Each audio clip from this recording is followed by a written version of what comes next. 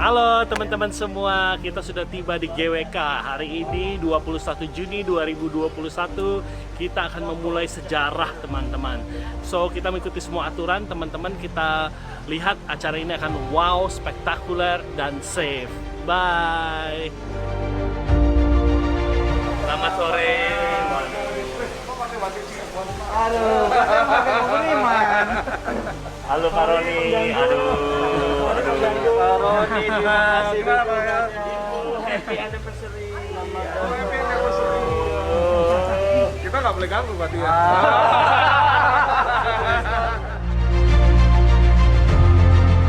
AFC is the best.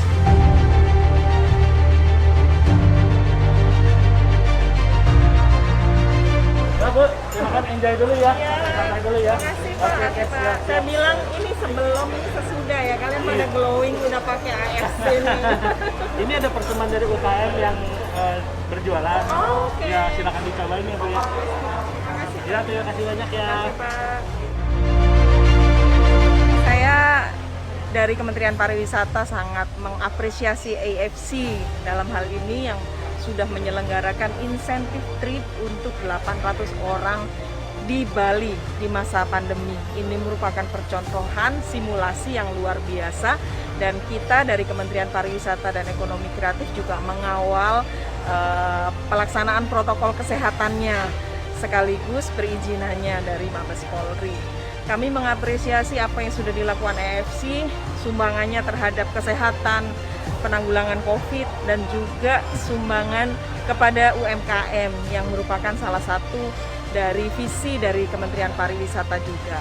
Dan penyelenggaraan acara ini di Bali dengan protokol kesehatan yang ketat menunjukkan bahwa kita sudah mampu menyelenggarakan insentif trip di era pandemi dengan protokol kesehatan. Terima kasih AFC. Akhirnya yang ditunggu-tunggu oleh kita, teman-teman keluarga besar AFC, Recognition Night, The Spirit of Samurai. Hari ini kita di Bali, di GWK teman-teman. Kita hari ini akan merayakan keberhasilan para achiever. Hari ini kita akan melihat juga bagaimana mimpi besar kita, mimpi besar AFC ke depan seperti apa. Karena kita sama-sama akan menggapai yang lebih besar lagi. Tetap semangat karena kita baru mulai. Saya yakin di tahun ini kita pasti bisa. Tahun depan semakin bisa. Good evening, ladies and gentlemen. On behalf of AFC Life Science Indonesia, I would like to welcome each and every one of you here at the Lotus Pond of Garuda, Wisnu Kencana, Bali, in the most prestigious event we ever had, the Spirit of Samurai. Kami dengan tim melaksanakan simulasi. Mereka menyodorkan hasil rapid test dengan KTP sesuai nama masing-masing. Itu yang kami patut acungi jempol kepada panitia. Pada dasarnya panitia sudah melaksanakan prokes kesehatan yang benar dan sangat ketat. Halo semua leader dan member. Hari ini kita lagi siapin acara GWK. Ini acaranya temanya Spirit of Samurai. Spirit of Samurai adalah tema yang paling cocok di mana masa pandemi ini kalian bisa jadi pahlawan keluarga. Seorang ibu, seorang suami, ayah, teman-teman semuanya. Kalian hari ini adalah pahlawan, kalian adalah pejuang. The Spirit of Samurai. Sukses.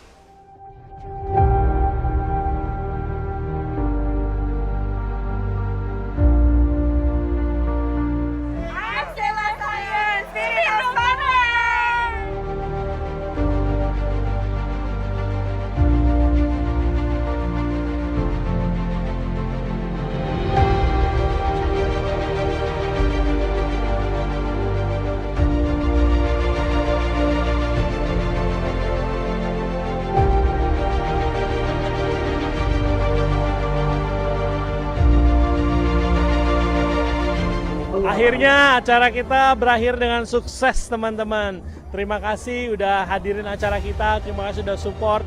Saya juga mengucap syukur untuk kesetiaan teman-teman di mana kita bisa menjadi terang. Tadi kita donasi untuk bikin rumah sakit EFC pertama di Kota Lombok, teman-teman. Saya happy banget acara ini bisa selesai dan kita masih dalam penutupan pun kita masih tertib dan taat sama protokol COVID. Terima kasih semua. God bless you all. I love you all. Bye.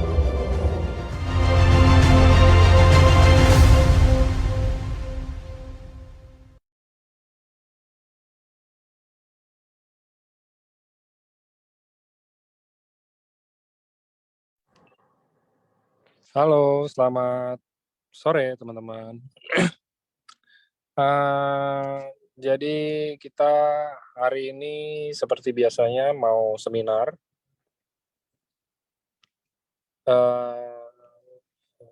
Oke, kita hari ini mau seminar, jadi teman-teman seminar seperti minggu-minggu sebelumnya juga.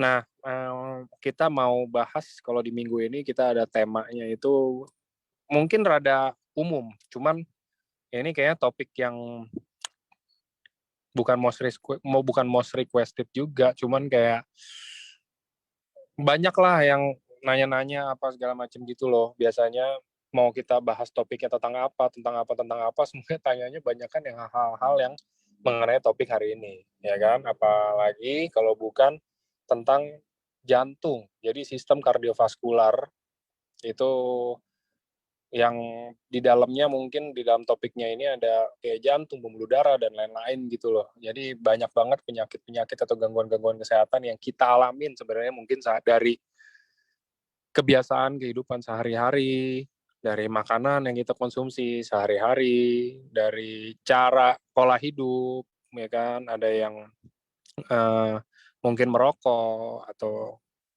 tidurnya begadang atau apa, itu mungkin semuanya bisa jadi faktor resiko ya. Nah, untuk lebih jelasnya lagi, ini sekarang saya sudah mengundang ada Dr. Trevino yang akan sharing ke teman-teman semua juga tentang kalau gangguan-gangguan kardiovaskular ini nih akan dibedah, jadi nanti akan di-sharing juga oleh beliau.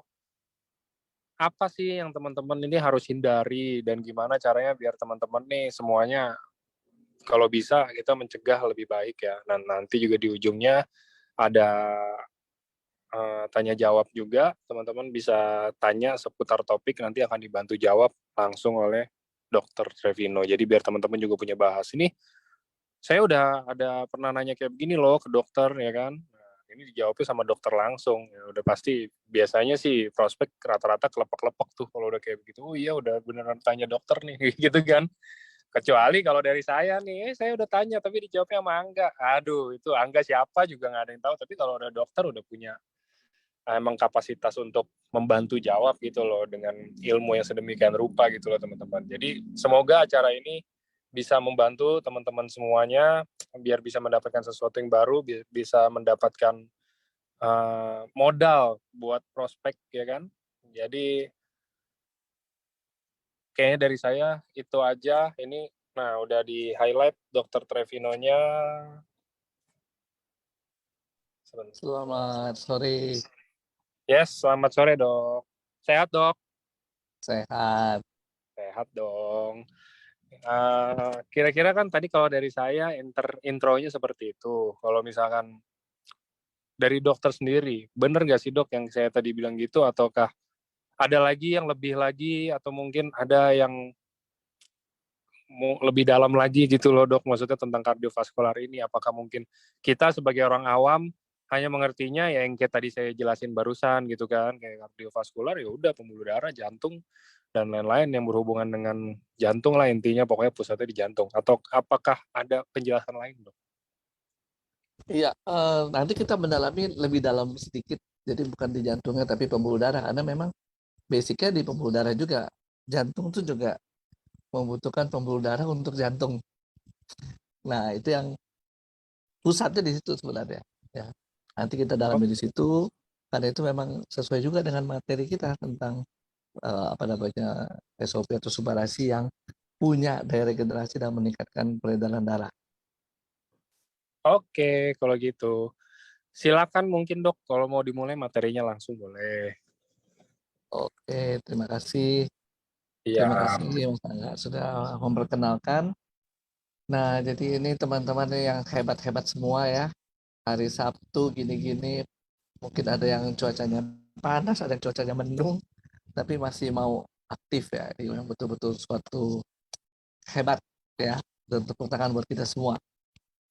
Nah, kita hari ini belajar sedikit tentang gangguan pada sistem kardiovaskular.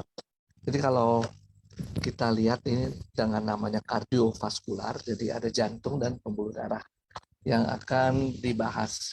Tapi sebenarnya kalau kita lihat masalah jantung itu sendiri, kebanyakan dasarnya adalah masalah pembuluh darah juga.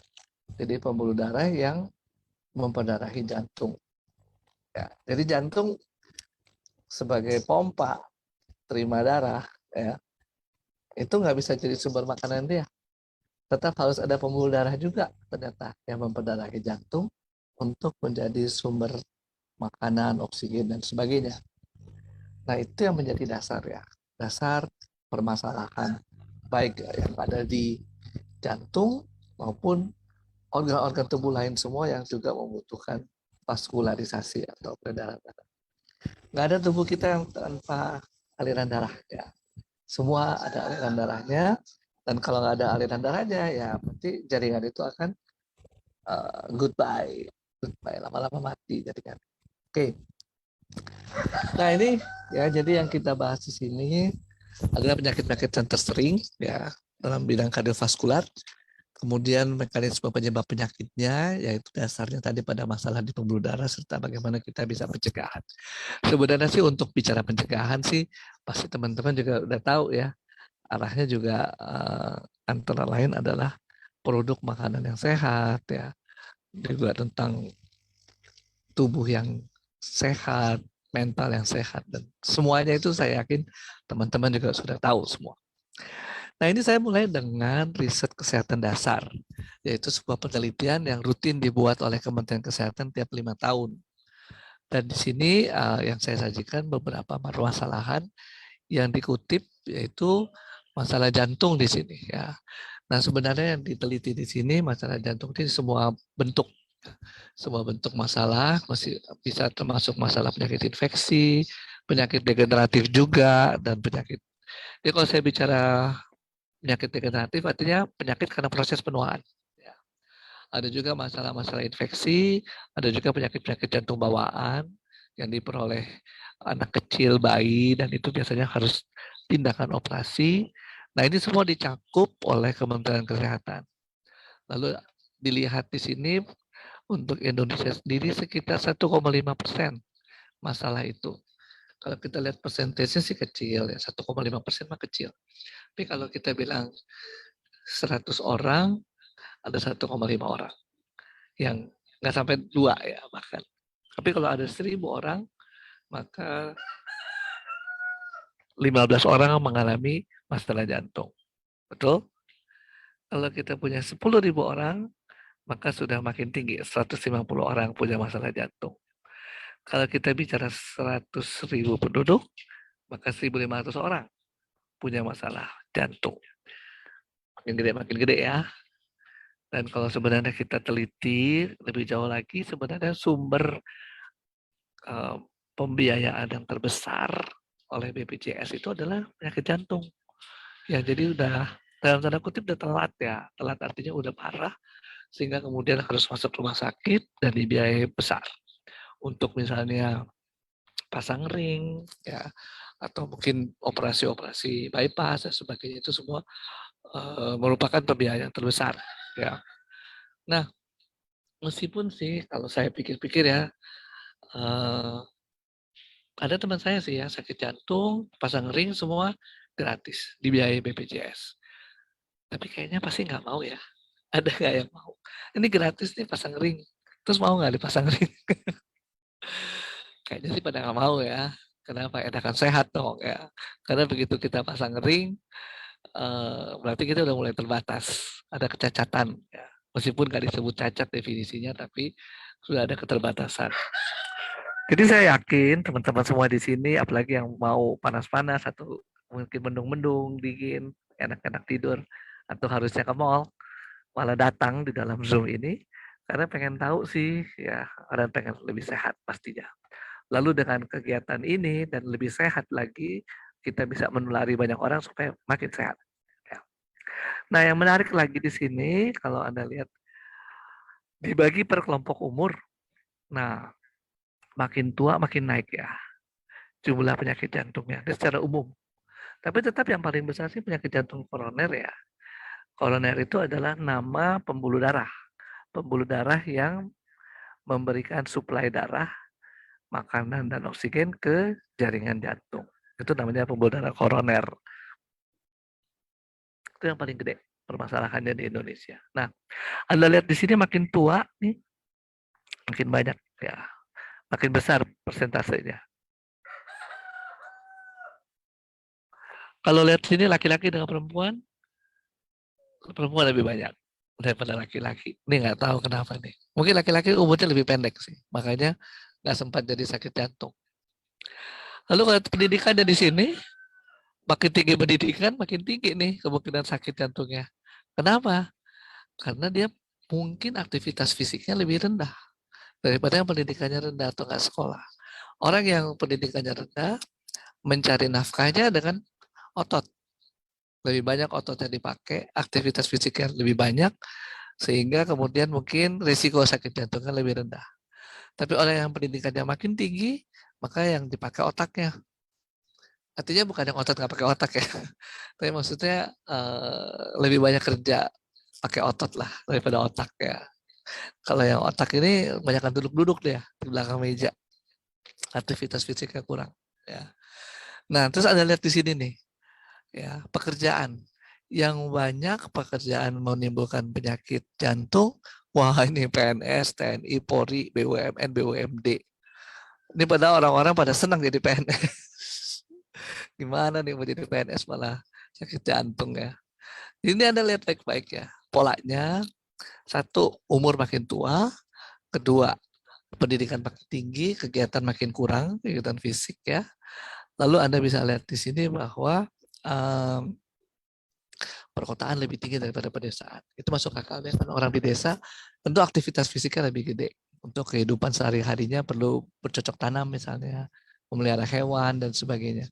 Tapi kalau orang kota, pekerjaannya kan lebih banyak sedentary ya, istilahnya lebih banyak di belakang meja, sehingga kemudian risiko sakit jantungnya lebih besar. Nah ini untuk catatan buat teman-teman semua bahwa kehidupan kayak kita begini nih, kehidupan yang baru 100 tahun terakhir umat manusia. Ya, sebenarnya ya 100 tahun lebih lah.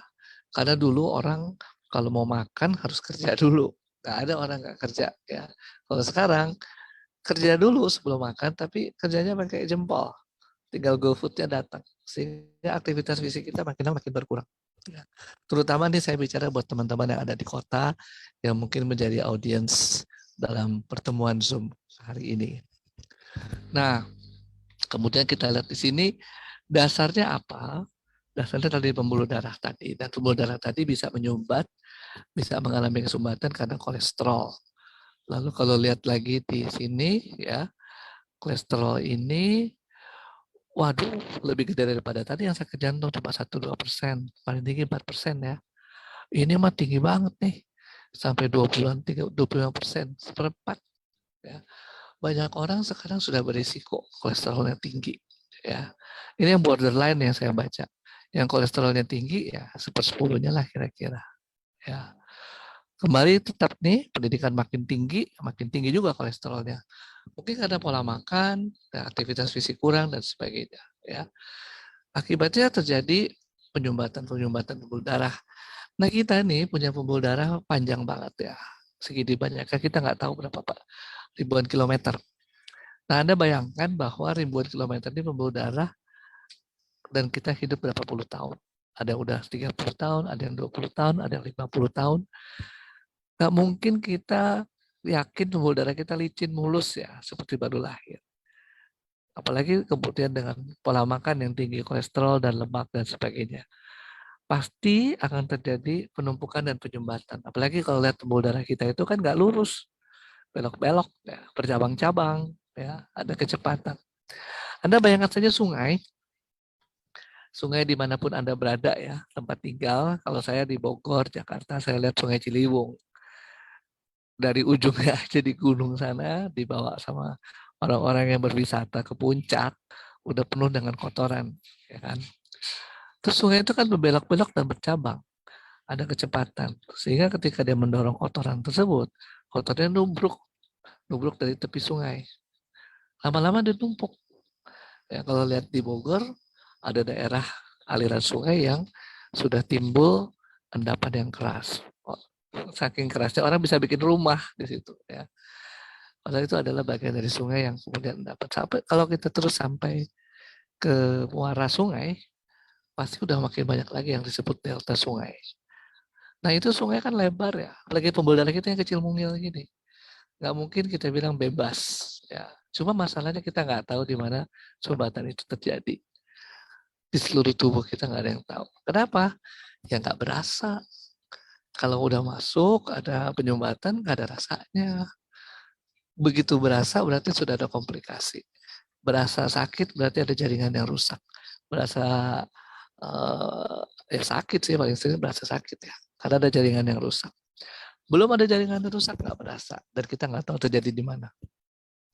Ada pembuluh darah yang punya cabang, punya jalan lain, jalan tikus, kayak orang kalau lewat jalanan macet ya. Tapi ada juga yang nggak punya. Nah, yang nggak punya ini yang kemudian lebih jelas kelihatan menjadi jaringan yang menjadi penyumbatan yang besar. Lama berasanya sebenarnya kalau kita rutin ngukur tuh tekanan darah kita mulai tinggi. Ya, kalau kita perhatikan selang yang bundar tuh kalau kita pencet dikit tekanannya naik. Nah, kira-kira kayak gitu. Berasanya mulai tekanan darah tinggi. Nah, Anda lihat sini kalau data-data Indonesia nih ya, baru 8% nih terdiagnosis hipertensi. Tapi kalau diukur secara penelitian sekitar 30%. Banyak sebenarnya ya. Cuma kita nggak berasa. Tekanan darah kecil, naiknya yang kan ada 2 angka ya, 120 per 80 misalnya. Yang pernya itu udah mulai naik, jadi 90, nggak berasa. Kita juga bilang, tutup mata. Bukan. Gitu. Padahal itu sudah mulai menunjukkan ada sumbatan-sumbatan di pembuluh darah sehingga kemudian jantung harus memompa lebih keras lagi dan terjadi peningkatan atau tekanan darahnya meningkat, namanya hipertensi diastol. Nah ini aja udah satu tanda-tanda ya. Jadi teman-teman kalau memang rutin mau ya punya alat tekanan darah ya coba aja ukur ya, ukur secara rutin sehingga kemudian bisa tahu bahwa tekanan darah saya ini ternyata naik ya. Kecil naiknya, mungkin cuma 1-2 mm raksa, naik 5 mm raksa, tapi itu udah naik loh. Nah, perlu dicatat bahwa tensi kita juga naik turun. Jadi tensi kita tuh nggak 120 per 80 dari pagi sampai malam, enggak. Dia akan naik turun sesuai kebutuhan dari tubuh kita. Makin aktif kita, tensinya pasti akan naik. Kemudian kita makin rileks, makin santai, tidur siang, tidur malam, tensi turun sampai pagi lagi, diukur tensinya tensi paling rendah. Nah, fluktuasi kayak gitu normal ada. Sehingga kalau kita mau bandingkan tensi kita tinggi apa enggak ya, paling bagus ukurnya tiap pagi. Tiap pagi kita ukur tensi kita, kemudian besok lagi ukur, lama-lama kita stres. Akhirnya kita tensinya naik beneran. Padahal harusnya nggak stres ya. Coba kita blank, jangan berpikir yang macam-macam, tenang aja. Kita bikin pengukuran secara rutin. Lihat nih, stabil nggak? Stabil sebulan, nggak bisa lega. 2 bulan stabil, lega. Ya udah jangan tunggu ukur terus. Nanti ukur terus makin stres malah naik sendiri. Nanti bulan depannya lagi, 2 bulan lagi, ya sebulan sekali aja ngukurnya. Kecuali kalau sudah ada indikasi, ya ternyata udah mesti minum obat. Kalau udah mesti minum obat, ya ukurnya mungkin lebih sering untuk melihat efek dari obat. Nah, Anda lihat di sini, ya pengaruh yang lain dari LDL. Anda udah dengar ada kolesterol baik, kolesterol jahat, gitu ya. Numpuk nih semua mempengaruhi, LDL, HDL. Nah, Anda bisa lihat di sini bahwa sama ya, prevalensinya tinggi-tinggi nih, ya berisiko. Ya. Salah kalau ini near optimal LDL-nya. Ya, jadi oke lah gitu ya, sekian persen. Tapi ada sekitar 11,5%, Anda lihat panahnya ya, sampai sekitar 30% yang sudah borderline LDL-nya. Sedangkan yang tinggi dan sangat tinggi, ya, nih sekitar 2-12%, tinggi dan sangat tinggi. Jadi di antara populasi kita sudah banyak beresiko. Kenapa beresiko? Tadi karena LDL sama HDL-nya. Ya, perbandingan LDL HDL-nya harus banyakkan ADL daripada LDL. Ya, nah itu beresiko. Beresiko sehingga kemudian kita bayangkan seperti sungai yang bercabang-cabang, gitu ya, mengalirkan kotoran, ya. Lama-lama dia nempel di pinggir-pinggir sungai, di pinggir-pinggir dinding pembuluh darah. Kemudian menumpuk, lama-lama menjadi makin tebal. Ya. Nah, step-stepnya itu kalau mungkin pernah dengar sindrom metabolik. Sindrom itu artinya adalah kumpulan gejala dan tanda. Disebut gejala berarti sesuatu yang kita rasakan. Kalau tanda merupakan hasil pemeriksaan si dokter. Bisa pemeriksaan di ruang praktek, bisa dia ngambil darah terus diperiksa di laboratorium. Ya. Jadi sindrom metabolik, kumpulan gejala karena metabolisme kita. Metabolisme kita kenapa sih? Ya kita sebenarnya dididik oleh nenek moyang kita untuk aktif. Tapi kemudian dengan perubahan zaman, kemudian dengan teknologi, aktivitas kita menurun. Ya. Dengan kebutuhan ekonomi, aktivitas kita menurun. Sehingga apa yang terjadi, begitu banyak sumber energi yang kita makan akan bertumpuk diproduksi jadi lemak. Kenapa lemak? Kenapa nggak yang lain? Ya paling gampang ternyata bikin lemak dibandingkan kita bikin otot gitu misalnya ya. Kalau Anda membayangkannya gini, Anda makan jumlah yang sama, jadi gendut, perutnya ringkasnya lebih gede, itu cepat. Seminggu, sebulan jadi. Sekarang suruh fitness, makan jumlah yang sama, sampai ototnya gede, itu berapa bulan? Ya, itu bayangannya kayak gitu kira-kira. Dan Anda nggak boleh makan kalori dalam bentuk karbohidrat dan lemak ya. Harus lebih banyak kalori dalam bentuk protein. Makan telur, putih telurnya aja misalnya 12 butir tiap hari. Udah mahal, jumlahnya banyak ya. Susah bikin otot. Lebih gampang bikin lemak. Ibaratnya kayak gitu ya. Kalau Anda makan 12 butir telur, putih telur, terus kemudian tidur, gendut nanti. Ya, dibandingkan kalau Anda makan 12 butir telur, setelah itu fitness. Jadi ototnya, tapi sekian bulan kemudian. Nggak lama, nggak cepet. Ya, lama. Lebih susah.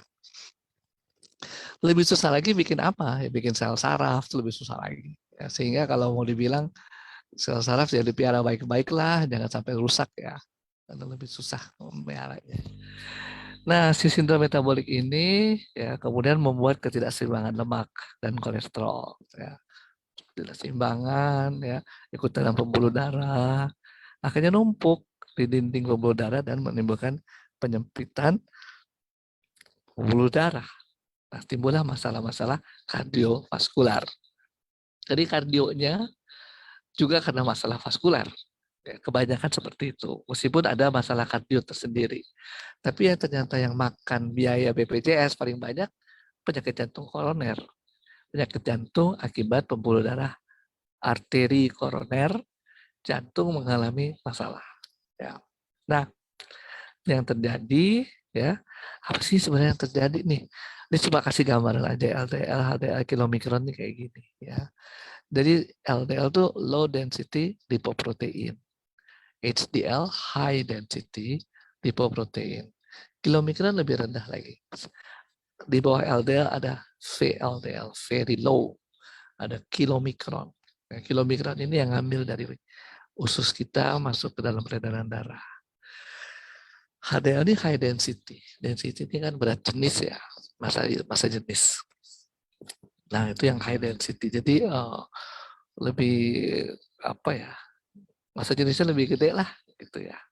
Dia membawa apa namanya jaringan lemak, bukan jaringan, molekul-molekul lemak segala macam itu dari tubuh kita masuk ke hati untuk diolah. Nah Itu emang siklusnya kayak gitu, ya dari usus diserap ke tubuh, kemudian diedarkan, nanti dari tubuh ada yang dipecah lagi, gitu ya, untuk beredar lagi dan untuk penyediaan energi. Nah, ini yang terjadi penyumbatan tuh kayak apa sih? Ya, ini kayak gini nih, yang kuning nih penyumbatan. Ya, ini gambarnya gambar infografis ya, gambar teknis, tapi aslinya ya kayak gini juga. Ada penumpukan-penumpukan kayak gini sehingga Anda bisa lihat nih keping-keping darah merahnya kan nyumbat nih. Ya, padahal dia bawa oksigen di sini. Jadi kesananya kurang. Anda lihat di sini nih ya, aliran darahnya dari kiri ke kanan, kiri ke kanan. Ini jantung, dia pompa, ya. Yang dapat makan ini contoh gambar dari otot jantung, ya. Ini gambar otot jantung. Sama kayak otot yang di tangan kita, di kaki kita, ototnya namanya otot lurik ya. Ada luriknya nih kayak baju lurik Jawa. Bedanya ada ini nih hitam-hitam. Ya, hitam-hitam ini yang hantaran listrik ya. Udah ya, kuat ikatannya. Ini jantung kita nggak boleh stop loh. Ngomong-ngomong ya, dia harus pompa terus, makanya harus pompa itu harus kondisinya aerob ya, aerob bukan anaerob. Aerob nih kalau Anda bayangkan seperti kita senam aerobik ya. Aerobik itu kita senam, pada satu titik tertentu otot kita udah nggak kuat, karena sebenarnya kita udah nggak aerob lagi. Selama kita masih aerob ya, ototnya masih dapat suplai oksigen cukup, nggak ada gap, nggak ada kesenjangan oksigen, maka kita masih senam terus. Nah, begitu udah kekurangan oksigen, udah mulai capek, ya. Nah, otot jantung kita kan nggak boleh capek, nggak boleh stop, ya. Dia harus pompa terus sampai kita stop, ya. Kalau dia stop, kita stop, ya. Nah, itu harus aerob terus, harus terpenuhi kebutuhan oksigennya. Kalau nggak terpenuhi, dia masih bisa pompa. Satu saat dia capek, jaringannya kekurangan oksigen, akibatnya mati jaringannya, timbullah gangguan jantung tadi, ya, gangguan dari listriknya tergambar dari pemeriksaan elektrokardiogram. Ya, nah itu yang terjadi. Nah itu terjadi ya. Jadi kenapa jantung kita tuh kemudian jadi rusak? Kalau cuma kecil-kecil mungkin nggak berasa, mungkin kita cuma rasanya, aduh ada serangan, ada ini, tapi udah gitu hilang lagi. Itu masih sumbatannya mungkin masih kecil. Kadang nyumbat, kadang enggak, kadang nyumbat, kadang enggak. Tapi kalau sudah makin berat sumbatannya, nah itu makin susah tuh ya. Lama-lama kemudian jaringan jantungnya mati ya karena kekurangan oksigen. Nah, itu baru berasa, aduh sakit dada ya. Apalagi kalau sumbatannya luas. Ya, misalnya arteri besar yang kena, maka sumbatannya luas nih ya. Jaringan yang rusak makin banyak. Nah, itu akan membuat kita lebih nyeri dada. Nyerinya tuh nggak ketulungan, bisa keringat dingin, ya. Tapi ada juga yang nggak berasa, kayaknya sakit-sakit mah aja, gitu. Padahal itu ternyata kematian jaringan jantung. Kalau orang nggak sadar, orang nggak ngerti, dipaksa terus dia beraktivitas, lama-lama stop jantungnya. Paling nggak gagal jantung. Kalau gagal jantung masih lumayan lah, masih ketahuan, terus kemudian dibawa ke rumah sakit, mudah-mudahan masih selamat. Tapi kalau dia nggak tahu nggak sadar, stop aja tiba-tiba mendadak, ya. Terus teman-temannya semua di sekitarnya nggak ada yang ngerti gimana harus melakukan pompa jantung, berarti goodbye, ya. Karena dalam 3 menit suplai oksigen ke otak stop, berarti selamanya kita pamitan. Nah, itu yang terjadi ini di gambar ini sekarang. Pembuluh darahnya juga bisa nyetop di arah otak, ya, ke arah otak. Terutama yang kecil-kecil di sini. Kalau yang gede-gede di sini yang kita bisa raba di sini itu jarang nyetop ya. Ada mungkin sumbatan tapi who knows, gak ada yang pernah tahu. Kalau di sini kecil-kecil, sehingga sumbatan kecil aja bisa bikin stop. Nah kalau bikin stop, jaringan otaknya rusak. Akibatnya jaringan otak itu nggak bisa kasih perintah. Kalau kenanya di daerah tangan kiri, di otak, tangan kiri yang kena, tangan kiri lumpuh. Kenanya di daerah tangan kanan, lumpuh. Atau kaki kiri atau kaki kanan. Makin gede arteri yang kena, pembuluh darah nadi yang kena, makin luas. Makin luas, makin banyak yang rusak, makin lumpuh orang itu. Ya. Ada arteri yang kecil yang ada di mata kita. Ya. Ini contohnya nih kalau diteropong dengan alat kayak gini. Ini adalah layar mata kita di belakang, namanya retina. Itu punya arteri yang sangat kecil. Ya, kan mata kita nggak ada yang segede ini ya. Paling coba kecil begini ya mata kita. Nah ini kayak gini nih pembuluh darahnya. Ini pembuluh darah orang hipertensi ya. Ada perdarahan kecil nih yang putih-putih, spot putih. Nah ini kalau misalnya banyak dan luas, orang jadi buta karena cahaya nggak ketangkap lagi oleh layar mata ini.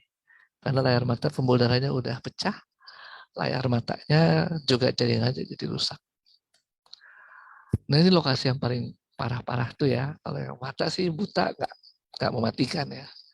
Tapi nggak ada yang mau buta. Satu, yang kedua belum tentu buta saja. Nah itu dia karena pembuluh darah yang kecil itu merepresentasi apa yang ada terjadi di kepala kita nih. Ya, jadi belum tentu masalahnya hanya di retina. Ya. Pembuluh darah yang agak gede sedikit namanya arteri koroner, di arteri koroner. Ya. Disebut arteri koronaria karena dia membentuk mahkota jadi jantung. Ya. Di badannya ventrikel yang pompa. Nah di sini atrium serambi yang terima darah. Di antara itu ada arteri, ya arterinya bercabang-cabang, namanya arteri koronaria. Arteri koronaria ini bentuknya jadi mahkota yang si jantung, kemudian dia pompa keluar dari pembuluh darah besar, aorta nih, yang gede ini. Terus berdenyut. Aorta juga berdenyut. Nadi kita berdenyut, kalau nggak percaya dilaba aja, berdenyut, mompain darah supaya bisa sampai ke ujung-ujung jari. Kalau sampai di ujung-ujung jari, bagus peredaran darahnya, diukur pakai saturasi oksigen 99%. Bagus. Kalau di jari aja bagus 99%, berarti di otak kita bagus. Karena mekanisme tubuh kita prioritas ke otak. Kalau otak kita terus dapat peredaran bagus, kita masih bisa terang. Ya, masih berpikir terang. Nah, itu yang terjadi. Ini orang ini kelihatannya lagi nyeri dada nih. Ya, karena pembuluh darahnya keblok. Ya. Akhirnya daerah jantung yang harusnya merah seperti ini mati jadi hitam. Nah ini dia yang hitam ya, karena arterinya keblok. Nah yang lain adalah daerah ginjal, itu juga berbahaya. Itu kenapa sih disebut-sebut jantung, ginjal, otak, karena pembuluh darahnya ujung, istilahnya udah di ujung ya, kayak jalan buntu, nggak ada cabang-cabang, nggak ada jalan tikusnya lagi. Berarti artinya apa? Kalau stop ya stop, gitu. Keblok ya keblok artinya. Ya, itu yang terjadi. Nah, ini kita bicara kardiovaskular ya, dan ini lebih banyak menyentuh masalah vaskular, termasuk masalah jantung, vaskularnya yang terjadi. Kalau sekarang terjadi kejadiannya di ginjal, artinya apa ya? Susah dong ya. Ginjalnya juga rusak. Kalau cuma sedikit yang rusak, mungkin nggak kerasa, kencing masih ada. Sampai tinggal 25%, 20% orang masih nggak tahu loh kadang-kadang. Karena masih bisa kencing. Jadi orang bisa tahunya kenapa. Kalau dia minumnya kebanyakan, kencingnya sedikit, bengkak, sesak napas. Oh, baru ketahuan. Ya. Nah, itu yang terjadi ya, pembuluh darah kita. Nah, teman-teman, dampak dari peredaran darah yang nggak bagus adalah kematian jaringan.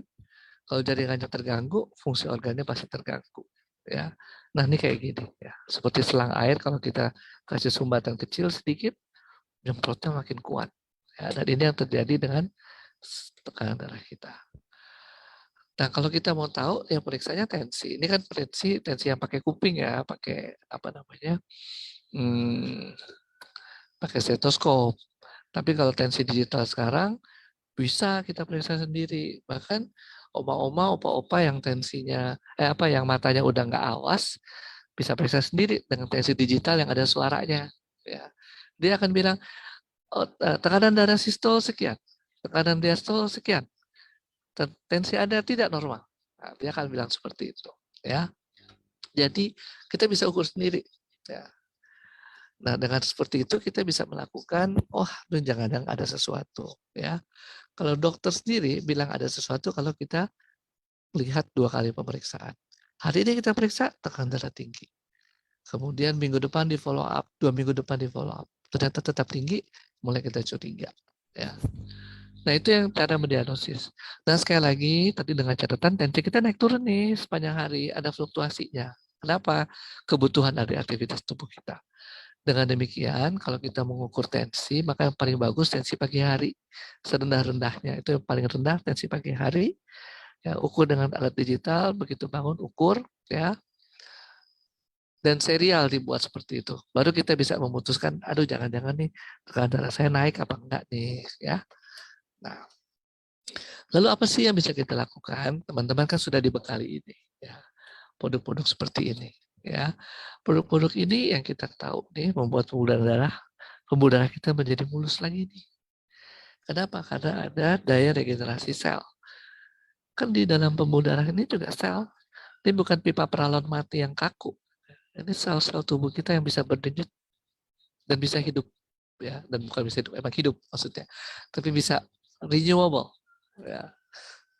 Namanya jaringan epitel. Nah, jaringan epitel ini jaringan yang paling luar. Contohnya usus, 3-7 hari udah jaringan baru, udah sel-sel baru. Di renewable terus. Makanya stem sel kita harus diperkuat. Kenapa? Stem sel kita yang memperbaharui sel-sel tersebut. Kalau stem selnya rusak, sel-sel baru nggak ada, berarti kan jaringannya akan rusak. Jaringannya rusak, fungsi organ terganggu. Ya. Kalau cuma kecil-kecil nggak berasa, begitu sudah luas berasa. Begitu udah berasa, udah terlambat. Ya.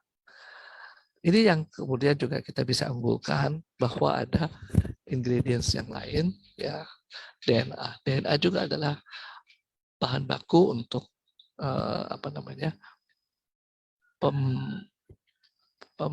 peremajaan sel, ya. Ini malah jadi obat sekarang nih, ya, DNA ini. Lalu ada fucoidan dan fucoidan ini juga merupakan salah satu materi dari rumput laut yang juga membantu untuk penguatan imunitas dan juga untuk ya, anti tumor activity, anti influenza, tissue regenerative activity dan sebagainya. Ini juga merupakan upaya yang bisa kita lakukan. Nah, teman-teman, yang penting sebenarnya harus mengetahui bahwa ingredients yang ada di sini adalah tujuannya untuk mencegah, bukan tujuannya untuk mengobati. Ya, karena ini bukan obat, ini makanan sehat, kategori dalam BPOM sebagai makanan sehat. Artinya, kalau kita konsumsi, kita akan mempertahankan kesehatan kita, bahkan meningkatkan kesehatan kita. Yang sakit, kalau belum terlalu heboh, belum terlalu luas, bisa diatasi. Tapi itu bukan bukan utamanya. Utamanya adalah mencegah penyakit. Nah, sekarang gimana kalau udah kadung sakit? Ya nggak apa-apa, konsumsi. Tapi konsumsi itu bukan satu-satunya. Harus terkombinasi dengan yang lain-lain, dengan latihan fisik, makanan, healthy, mental, ya, mentalnya harus sehat. Ya. Itu semua satu kesatuan untuk kemudian kita bisa mempertahankan kesehatan kita. Nah, ini ada lagi fungsi dari produk kita, yaitu untuk mencegah penyumbatan, anti-thrombotic activity. Ya. Nah, itu bisa terjadi akibatnya apa? Yang tadinya sumbatan-sumbatan itu bisa diatasi, lancar lagi. Tapi sekali lagi teman-teman, jangan bicara kalau udah sakit. Kalau udah sakit berarti udah luas. Apalagi kita bilang, katakan udah stroke. Udah stroke berarti jaringan udah ada yang rusak. Bisa diregenerasi. Otak kita punya kemampuan itu, ada kemampuan plastisitas juga. Hanya perlu waktu. Membentuk sel otak nggak gampang. Ada, kita sudah kasih contoh tadi dengan fitness dan makan biasa aja tanpa fitness. Itu gendutnya lebih cepat. Ya, ini juga sama. Ya, banyak sel tubuh kita bisa diregenerasi, tetapi perlu waktu, nggak gampang. Dan kalau mau fungsinya kembali normal, berarti kan jaringannya banyak ya. Anda lihat tangan kita gini nih, Anda nggak bisa kenali satu-satu sel karena saking kecilnya. Berarti 1 senti aja. Ya, jaringan di sini itu udah jutaan sel, saking kecilnya. Ya, sel itu kan mungkin 1000 mikron, perbesaran 1000 ya kalau di mikroskop. Berarti ukurannya per 1000 dari milimeter dibagi 1000. Gitu tuh ukurannya. Jadi kalau 1 milimeter ada 1000 sel. Nengkol 1 senti. Nah, bayangkan 2.000 sel, 3.000 sel. Coba terlalu banyak.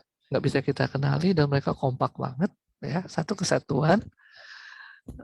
Ya gitu. Kalau masih kecil-kecil rusaknya, contohnya Anda luka lah. Lihat dikit di kulit Anda. Kulit kita ini organ yang paling besar. Kan kita nggak berasa. Tapi kalau udah kulitnya kebakar semua, baru kerasa. Aduh, amit-amit. Ini coba bercanda semua ya. Jangan dimakan di hati. Ya. Jadi punya regenerasi activity, ya, itu semua dari produk-produk yang diperkenalkan kepada Bapak Ibu semua. Regenerasi penting sekali lagi untuk mengembalikan fungsi dari organ tubuh kita. Ya. Dan itu semua perlu blood circulation. Jadi intinya di blood circulation. Apa sih yang dikasih si pembuluh darah ini dan sirkulasi ini? Oksigen, makanan, nutrisi, ya. Kemudian ada sel-sel imun tubuh. Nah, itu semua disirkulasikan. Tujuannya apa? Supaya tubuh kita bisa sehat. Oke. Ini tadi ya bagian dari produk yang Bapak Ibu sudah diperkenalkan. Nah, sekarang kita kembali ke sini. Ya, kalau kita terakhir kita mempertahankan kesehatan kita, tentu kita harus menjaga semuanya dalam kesehatan yang berimbang, baik fisik, mental, spiritual maupun sosial. Ini terjemahan dari Undang-Undang Kesehatan kita sebenarnya. Ya. Sehingga kemudian seseorang tersebut bisa produktif dan sejahtera. Sekarang Anda ada di right track. Ya, benar nggak di right track? Karena kalau Anda konsumen dari produk ini, Anda mempertahankan kesehatan. Betul? Kemudian Anda menjalankan jaringan, berarti Anda mendapatkan income. Dengan mendapatkan income, Anda kelihatan produktif. Dengan lebih produktif, Anda akan terpengaruhi mentalnya. Spiritual dan sosialnya akan lebih terpengaruh. Ya. Anda akan terlihat lebih sejahtera. Jadi, apa yang bisa Anda lakukan? Ya, keep on going. Ya, jangan selalu terus di dalam apa yang Anda lakukan saat ini. Dan itu semua mudah-mudahan terus membantu untuk meningkatkan kesehatan kita. Oke, teman-teman. Enaknya sekarang kita diskusi aja ya. Cuma kalau diskusi ini, saya mematikan kamera, nggak apa-apa ya.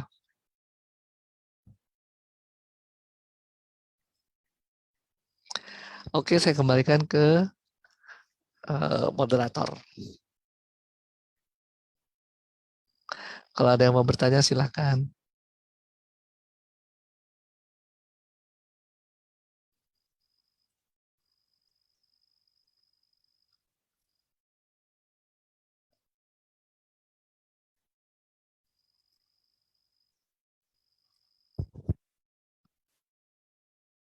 Ini ada pertanyaan dari Bu Dina, sudah angkat tangan, Ibu Dina Simanjuntak. Langsung aja Bu, bisa di-unmute nggak? Langsung ditanyakan, silakan.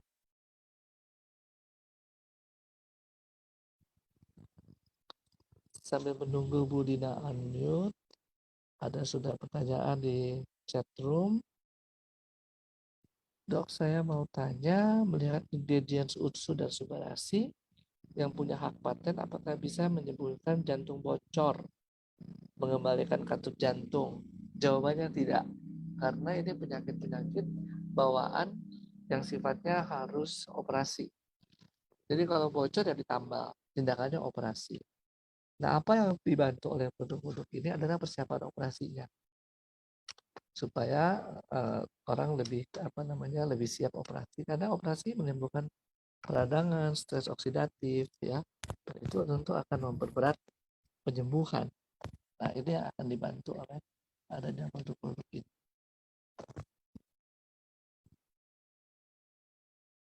Mudah-mudahan cukup jelas ya.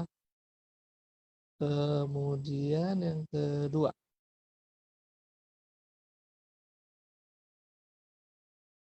selamat sore dok, maaf tanya di luar tema. Kalau untuk sakit gigi berlubang, apakah bisa disarankan Suba atau UTSU? Itu juga sama, karena struktur giginya ada yang lubang, tentu harus ditambal. Itu penggunaan Suba atau UTSU sih hanya sifatnya meningkatkan daya tahan tubuh, supaya kalau ada lubang di gigi, lubang itu tidak memasukkan infeksi dan menyebarkan ke dalam tubuh. Tapi tetap mesti ditambal, nggak mungkin nggak ditambal. Itu tindakan dari dokter gigi. Lalu yang berikutnya, mohon izin bertanya, ada teman sakit tiroid, asam urat, mah, dan hipertensi. Yang bersangkutan baru 1 saset konsumsi SOP Subarasi pada siang hari selama 10 menit, yang bersangkutan mencret dan muntah dan kakinya bengkak. Ya memang kalau tiroid ini kita harus perhatikan apa pada sampai di tahap mana ya tiroidnya ini. Dan juga apa yang dikonsumsi harus dilihat juga ya apa aja yang dimakan oleh klien kita ini ya. Karena kalau dibilang di sini kaki bengkak itu kan berarti penumpukan cairan. Nah, berarti cairan banyak yang diminum nggak bisa keluar, atau dia minumnya biasa tapi nggak bisa kencing. Nah itu ada sesuatu pasti, dan sesuatu itu kenapa, apakah memang benar-benar murni tiroid atau mungkin ada yang lain, kan kita nggak tahu ya. Nah saran saya Bapak Ibu juga jangan terjebak di penyembuhan, kecuali Bapak Ibu memang dokter dan bisa menjelaskan. Tapi kalau Bapak Ibu tidak kuat juga dalam dasar teori kedokteran, memang kita di sini tidak sedang berbicara menyembuhkan penyakit, tapi kita bicara tentang mempertahankan kesehatan. Jadi kalau ada kasus-kasus seperti ini, tentu lebih baik disarankan untuk konsultasi dulu dokter ya. Nah, sebatas yang saya ketahui, bahwa kalau Bapak Ibu juga melakukan browsing dari setiap ingredients produk AFC, itu nggak ada sebenarnya yang bikin kaki bengkak, yang bikin diare, itu secara langsung sih nggak ada. Kebanyakan itu kemungkinan juga kok coincidence ya, artinya secara kebetulan mungkin apa gitu ya, ada sesuatu sehingga nah itu saya hanya bisa sejawab itu karena memang saya nggak melihat kasusnya secara langsung. Kalau kita tahu kasusnya secara langsung, tentu kita bisa menjawab lebih pasti atau lebih spesifik sesuai kebutuhan. Nah, berikutnya, selamat sore dok. Saya mau tanya, tetangga saya memiliki penyakit jantung koroner dan ketika akan dioperasi, salah satu persiapannya adalah giginya yang berlubang harus dicabut. Mengapa ya dok? Apa kaitannya antara gigi berlubang? Ya mungkin itu karena takut masuk sumber infeksi ya. Cuma saya kok nggak terlalu yakin ya kenapa harus dicabut. Tentu kan mesti ada ininya ya, alasannya ya. Kalau berlubang harusnya bisa ditambal ya.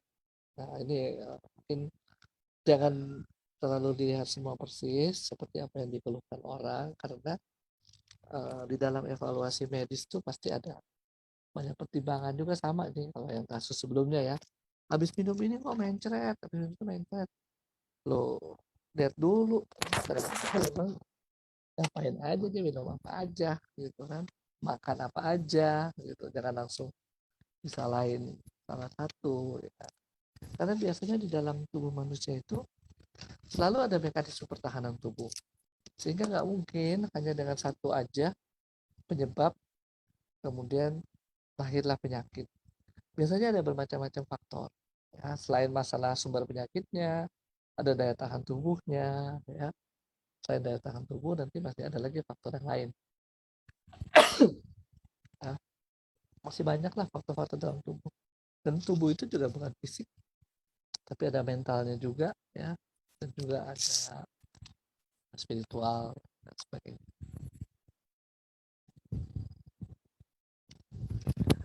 Oke. Dah, apalagi ini ya. Selamat sore dok, maaf izin nanya. Jadi untuk pembuluh bukan cuma suka aja, usus juga ya. Kalau kita bicara mengenai apa? Mengenai imunitas ya, atau mengenai regenerasi sel. Sebenarnya regenerasi sel juga ada di dalam usus ya. Ada juga. Lalu tadi ya regenerasi sel itu membutuhkan DNA. DNA itu bisa kita peroleh dari usus misalnya, itu juga salah satu.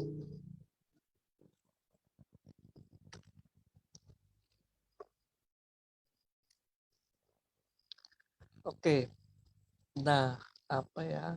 Apakah bisa dijelaskan cara kerja produk mulai disimpan di bawah lidah sampai ke jantung?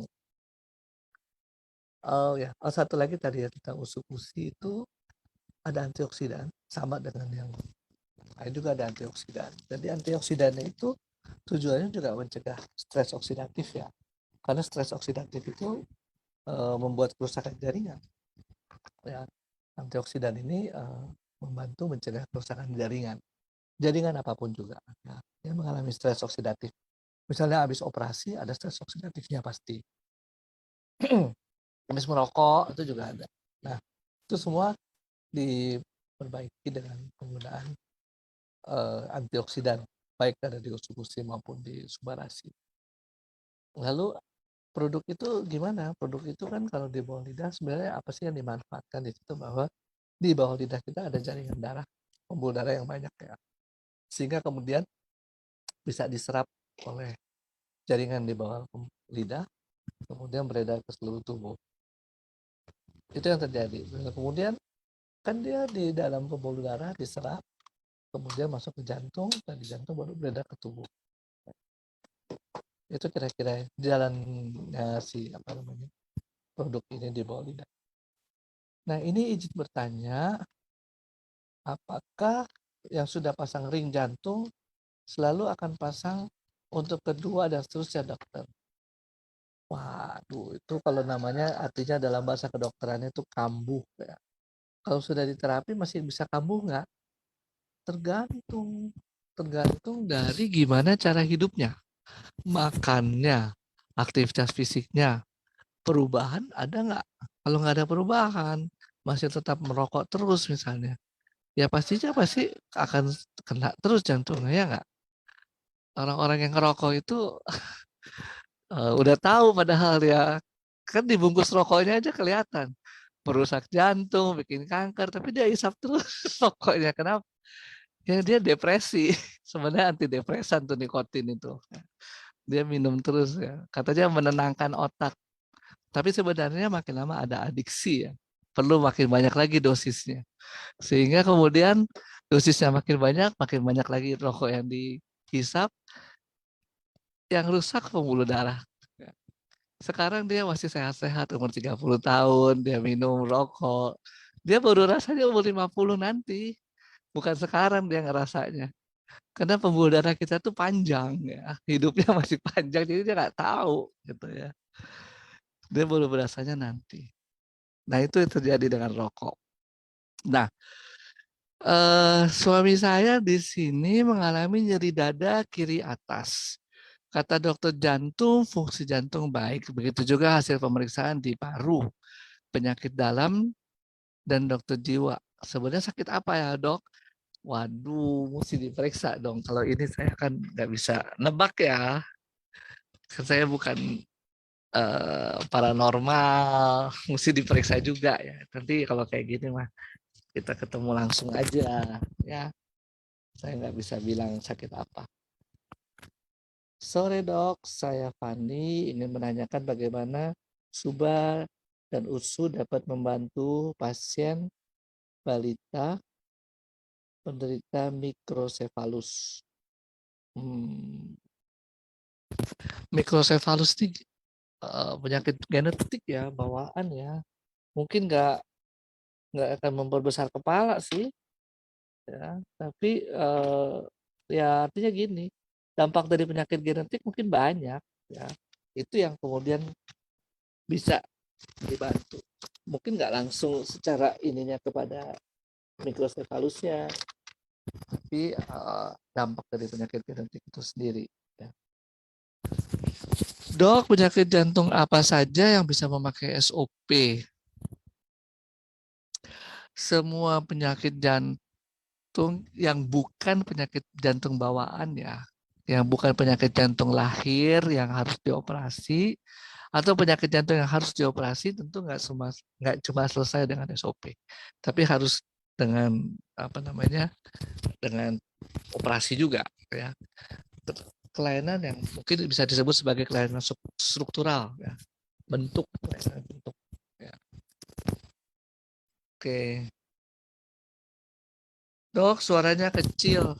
Waduh, gimana gede ini ya. Kemudian apalagi nih? Lanjut dok, apakah suplemen ini aman dengan obat-obat medis? Aman, aman banget ya. Nanti ada browsing aja.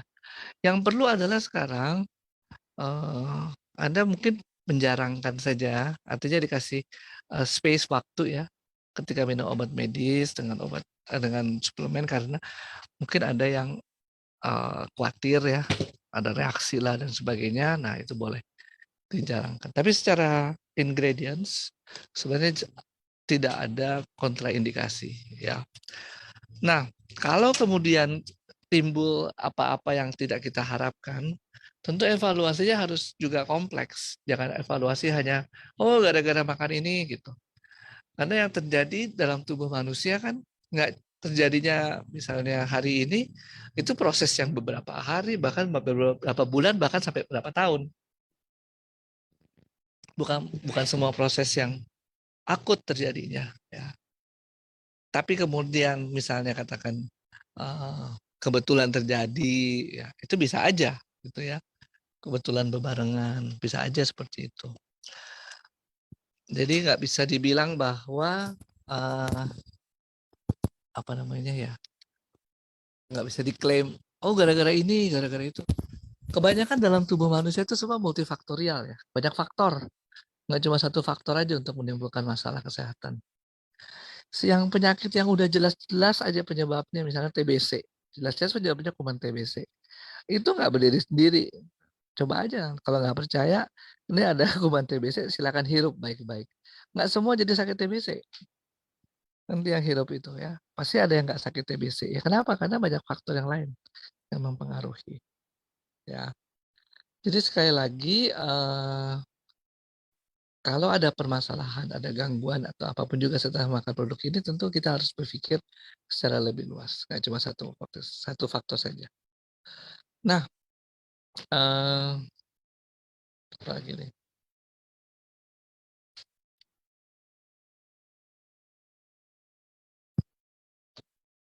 Mana lagi? Sampai mana tadi ya? Oh ya, ini udah. Saya sudah bypass setelah pasang 3 ring. Bagaimana dengan konsumsi AFC masih bisa menolong? Bisa, aduh harus dong, harus. Kita nggak tahu loh ya. Maksudnya bukan nggak tahu gimana, artinya gini, masalah pembuluh darah itu kan kita nggak tahu di mana letaknya. Ya kan, baru tahu ada letak di sini setelah nyumbat. Dan yang lain masih berproses, kita nggak tahu. Ya kenapa berproses? Contohnya ngerokok. Rokok itu prosesnya terus-terusan. Kita udah berhenti aja, dampak dari dari stres oksidatif itu masih terus. Itu rangkaian rantai reaksi yang terus menerus, nggak berhenti begitu aja. Ya, jadi tetap aja jangan dibilang bahwa setelah pasang bypass itu nggak perlu, karena kita nggak tahu ada letaknya di kerusakan di mana lagi. Ya, dan proses itu masih terus berjalan. Makanya kenapa ada orang yang pasang ring lagi, karena prosesnya berjalan terus. Itu sudah membuktikan bahwa proses nggak berhenti. Ya, ada sesuatu ya yang namanya stres oksidatif, dan itu merupakan satu reaksi yang berantai terus berjalan. Ya. Selamat sore, mohon bertanya untuk penderita post stroke dengan kontraktur. Proses regenerasi pasti lama, sebaiknya takaran supasi dan UTSU sebaiknya berapa saset penggunaan. Ya, kalau saya selalu menyarankan mulai dari 2 saset sehari. Ya, karena tubuh kita perlu adaptasi dengan sesuatu yang baru. Tadinya nggak pernah makan ini, sekarang dikasih ini, adaptasi dulu aja dan lihat responnya. Setelah responnya bagus, ya ada seperti yang kita harapkan, baru naikkan. Dan ada titik jenuhnya, artinya dinaikin lagi nggak ada perubahan. Ya, jadi itu kira-kira mulai dengan 2 saset sehari, seminggu kita lihat perbaikannya bagus, belum perbaikan kasih lagi tetap seminggu, ada keluhan kurangin, nggak ada keluhan naikin lagi ya. Karena tiap-tiap orang pasti responnya berbeda. Yang penting kita telaten, yang penting kita jangan buru-buru ya. Proses penyakitnya aja nggak buru-buru kok. Jadi mau sembuh langsung buru-buru, nggak bisa juga ya. Tubuh kita tuh punya waktu, membutuhkan waktu untuk sakit, butuh waktu untuk sembuh, butuh waktu. Nggak bisa diuber-uber. Ya, oke. Selamat sore, dok. Saya rutin minum obat pengencer darah, clopidogrel di CPG ya. Dan pernah kejadian mimisan tidak bisa berhenti berjam-jam sehingga harus ke rumah sakit. Jika saya konsumsi CPG dan SUBA, apakah bisa lebih berisiko? Ya, kalau memang ada pengalaman seperti itu, memang hati-hati ya, hati-hati. Dan pembuluh darah yang pecah di hidung ini mimisan mungkin juga luas ya, makanya nggak stop-stop. Ya kerusakan cukup luas, tapi memang harusnya sih cepat stop ya. 2-5 menit harusnya stop. Mungkin gara-gara CPG bisa juga ya. Tapi kita ya nggak terlalu persis tahu ya. Saya juga nggak tahu persis tahu siapa yang mempengaruhi. Cuma kalau memang ada risiko seperti itu berarti hati-hati. Hati-hati aja. Hati-hati nomor satu mungkin dia akan banyak-banyak dosisnya. Ya CPG-nya mungkin ya sekali sehari sih CPG ya. Jarang yang lebih. Terus mungkin dengan subaknya sekali sehari aja gitu ya. Lalu kita lihat responnya. Lalu usahakan jangan sampai mimisan. Mungkin mimisan yang dulu karena lagi pilek, ya, usahakan jangan pilek ya. Gitu. Oke. Apakah suplemen ini bermanfaat? Apa suplemen ini dengan obat medis, obat herbal lainnya, semua punya fungsi ya. Jadi obat-obat medis, namanya juga obat, ya, punya target sel, tujuannya untuk mengembalikan fungsi sel, ya, sehingga kemudian bisa berfungsi baik lagi organ tubuhnya. Nah itu harus diminum, ya. Kemudian kalau diminum lagi dengan herbal, herbal juga lihat lagi fungsinya apa. Kemudian AFC punya produk-produk apa, ya. Jadi beda-beda. Kalau mau diminum silakan, nggak diminum silakan. Sebenarnya selalu dari perbaikan dari satu tubuh. Misalnya kita minum SOP, kemudian ada perbaikan dari salah satu organ tubuh kita, itu akan berlanjut, akan berantai kemudian memperbaiki yang lain. Sama sore dok, suami saya 3 bulan lalu cek lab kolesterol jahat 800. Jadi harus minum obat kolesterol rutin setiap hari 1 biji. Tanggal 3 Desember lalu, lab ulang turun banyak 190. Sampai bingung nggak percaya. Suba, pertanyaannya, apakah Suba kerjanya sangat cepat buat turunin kolesterol? Terus obat kolesterol apakah harus dipakai seumur hidup? Oke, turunnya sangat cepat atau tidak sangat cepat itu masing-masing ya. Respon tubuh itu berbeda-beda. Jadi syukur ya, bagus ya, puji Tuhan kalau memang cepat bisa turun. Ya, yang tidak langsung cepat turun juga harus dievaluasi. Belum tentu gara-gara subarasinya, mungkin karena pola makannya dan sebagainya. Ya, kedua, obat kolesterol apakah harus dipakai seumur hidup? Jawabannya tidak. Apakah efek obat kolesterol dengan orang tersebut suka lupa? Enggak juga. Efek sampingnya bukan lupa. Olahraga yang santai, jalan kaki berapa lama ya dok? Olahraga yang santai. Olahraga nggak boleh santai. Kalau santai nggak olahraga. Apalagi kalau lapangan dekat rumah saya tuh ya.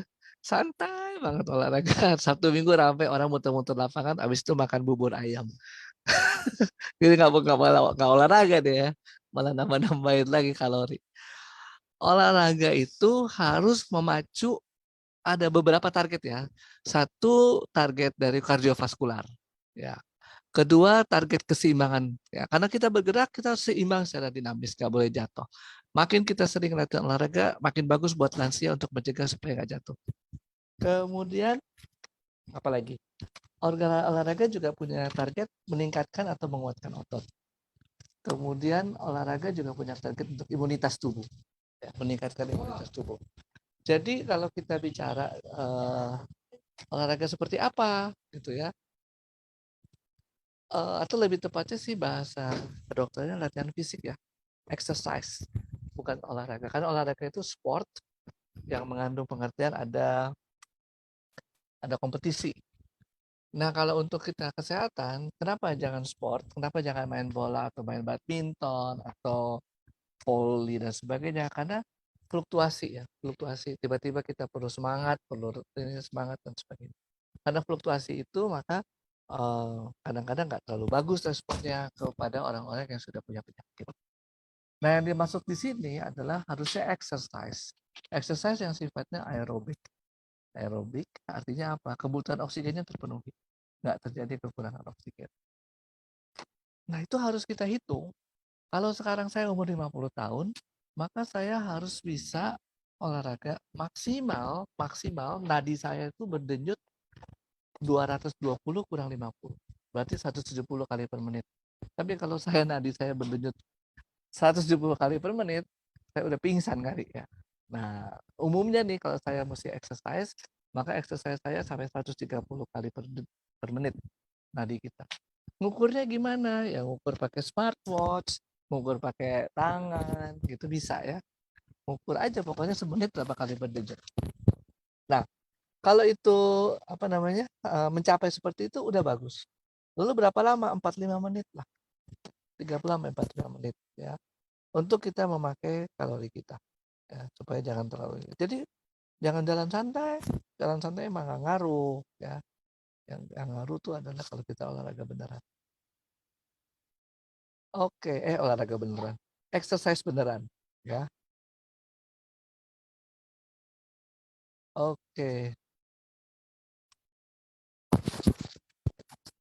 Apalagi nih yang baru-baru lagi.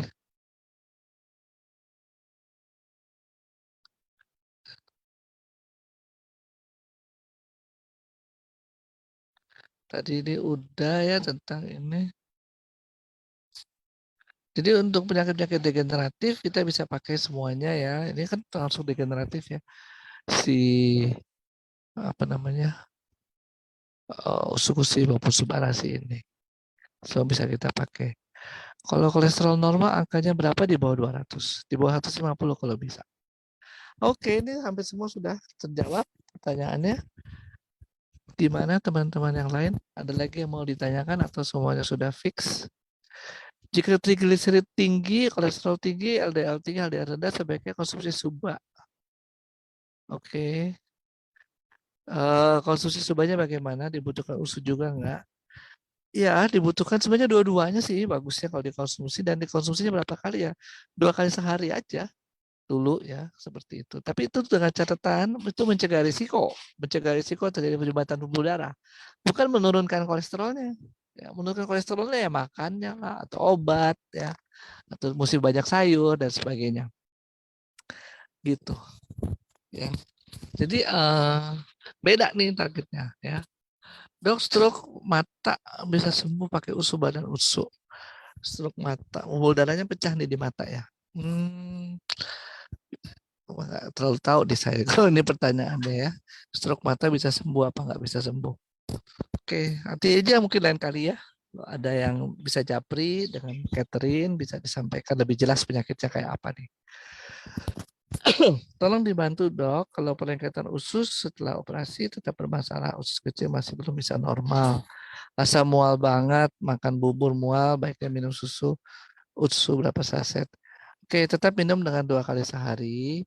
Tujuannya apa tadi? Tujuannya kalau dalam konteks ini adalah anti radang ya, mengurangi reaksi peradangan yang hebat yang membuat malah makin rusak lagi.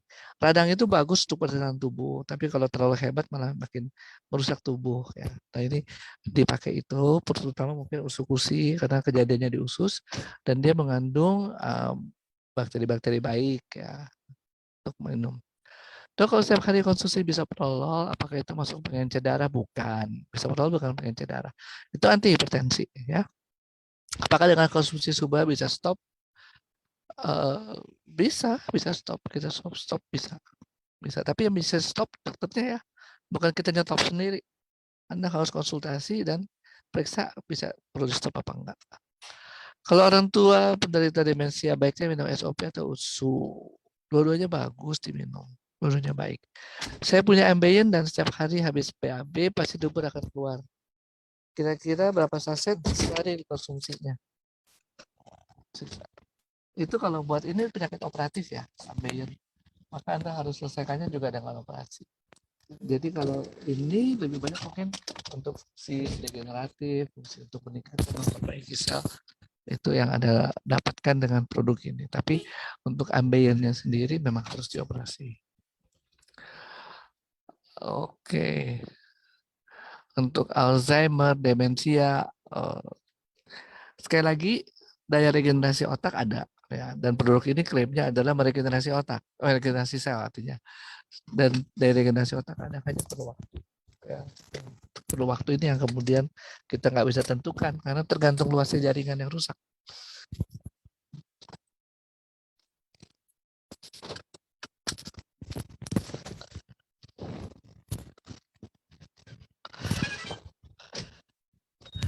Bagaimana cara kerja paten fungsi SUBA yang penggumpalan darah itu melalui fruit flow.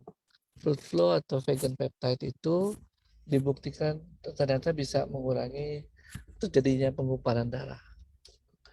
Mekanismenya ada zat-zat aktif di dalam si fruit flow itu yang kemudian mencegah jadinya trombosis atau namanya apa, pembekuan darah.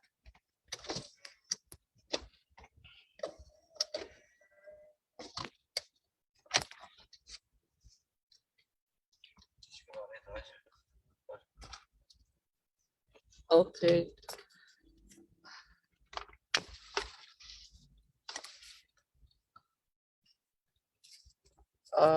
Dokter, untuk ibu saya umur 63 tahun sakit untuk menekuk saat sholat.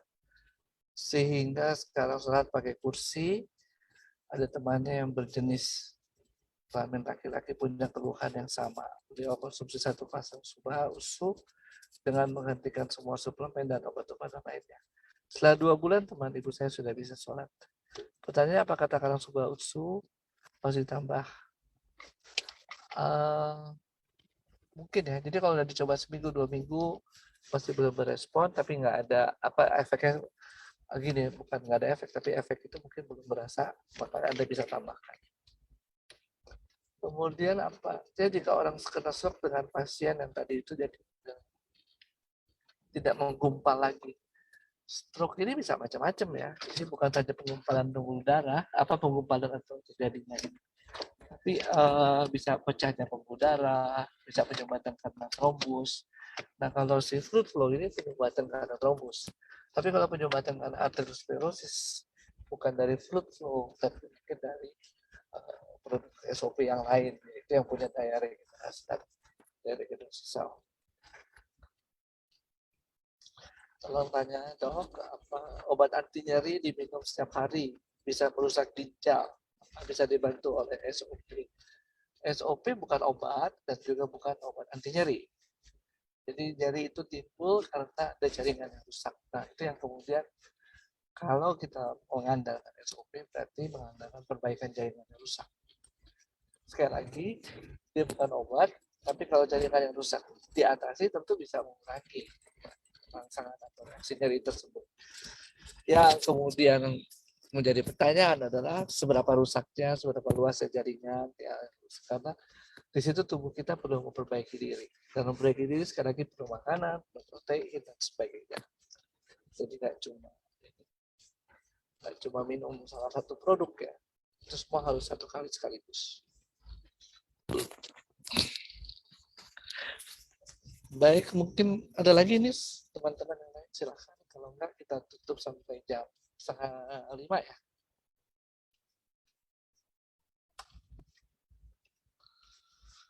Ibu saya sudah konsumsi selama 2 bulan juga dok, temannya tadi yaitu 1 pasang sehari. Jadi respon itu juga tidak bisa dipukul rata harus sama. Kenapa? Karena tadi kita nggak tahu kerusakan jaringannya seberapa luas. Masing-masing orang kan beda-beda. Kemudian respon orang juga beda-beda. Jadi orang ada yang minum paracetamol sakit kepalanya hilang. Yang lain minum paracetamol sakit kepalanya nggak hilang. Kenapa? Mungkin paracetamolnya yang satu bisa keangkut, bisa tersebar ke tubuh, yang satu enggak. Bisa kesebar dari tubuh tapi nggak bisa diserap oleh sel. Bisa juga kayak gitu. Jadi macam-macam sekali penyebabnya. Makanya kemudian respon itu nggak bisa dipukul rata, harus sama. Bahkan oleh obat-obatan yang sudah dibuktikan dengan penelitian yang macam-macam, itu juga nggak semua responnya sama. Respon di dalam hewan coba dalam organisme sama, itu bisa beda. Apakah aritmia atau takikardi bisa diperbaiki dengan bantuan SUBA?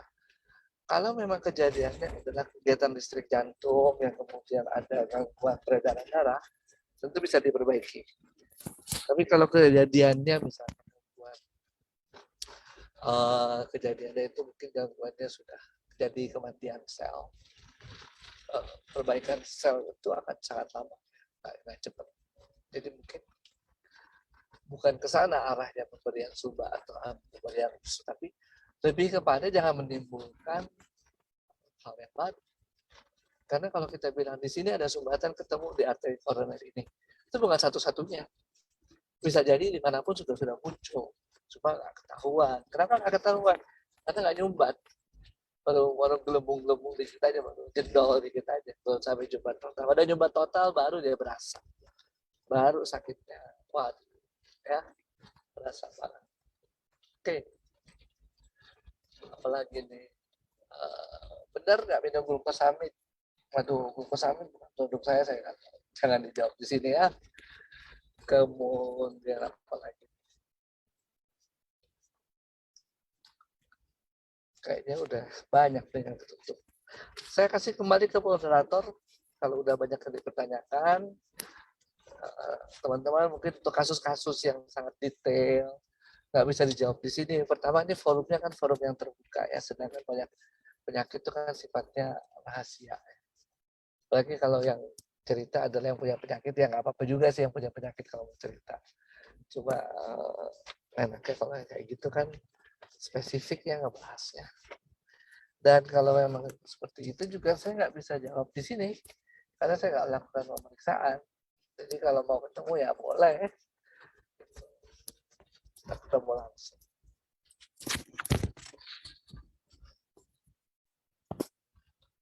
Oke. Sudah boleh diserahkan kembali ke moderator. Pak Moderator, selamat sore.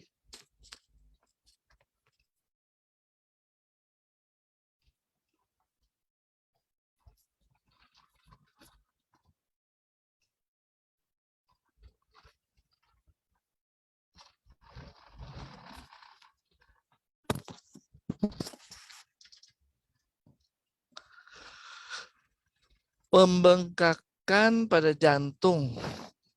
Apa bisa berhubungan dengan gangguan ginjal? Bisa berkembang dari ginjal. Jadi ginjal itu nggak bisa mengeluarkan cairan tubuh. Cairannya numpuk ke seluruh tubuh, jadi membengkak termasuk membuat gangguan pada jantungnya bisa membesar karena numpukin cairan. Mau tanya dok soal, saya asma selalu kambuh. Baiknya minum SOP apa USU?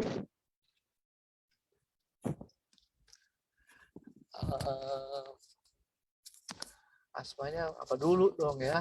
Asma itu sebenarnya pengobatannya menghindari pencetus asma. Ya, harusnya itu. Kemudian fungsi ini di mana? Fungsi ini kan asma itu kemudian kejadiannya terjadi apa? Terjadi peradangan. Nah, disitulah mainnya peradangan dan stres oksidatif. Mana yang mau dipakai? Dua-duanya bisa dipakai. Ya, karena dua-duanya punya antioksidan. Jadi nggak spesifik kalau salah satu. Tapi kalau Anda mau menghubungkan dengan fungsi imunitas, maka Anda bisa menggunakan USU bersih. Buka konsultasi. Buka, jadi Anda download download Dokter Tool. Itu aplikasi Dokter Tool yang kemudian Anda bisa kontak dengan saya lewat Klinik Cimanggis Jaya. Oke. Sorry dok. Oh, Yes. udah banyak yang bahas. Oke. Nggak apa-apa. Udah tanggal 5 juga. Udah ya dok, pertanyaannya juga kan tadi. Ya, rata-rata. Udah banyak. Yes. Terima kasih buat teman-teman semuanya. Saya lagi di luar nih, habis beli makan kehujanan, gak bisa pulang. Terima kasih teman-teman semuanya yang sudah hadir acara ini, rame-ramein acara ini, dan semoga acara ini bisa membantu teman-teman semua buat kedepannya, baik untuk senjata teman-teman untuk prospek dan untuk pengetahuan produk yang lebih dalam lagi ya tentang EFC. Jadi semoga bisa membantu acara seperti ini. Thank you juga Dr. Trevino, waktunya sore ini dok. Sama-sama. Semoga Iya. sukses nih teman-teman semua. Oke, terima kasih semuanya. Selamat sore semuanya. Terima kasih semua. Selamat sore. Selamat berakhir pekan.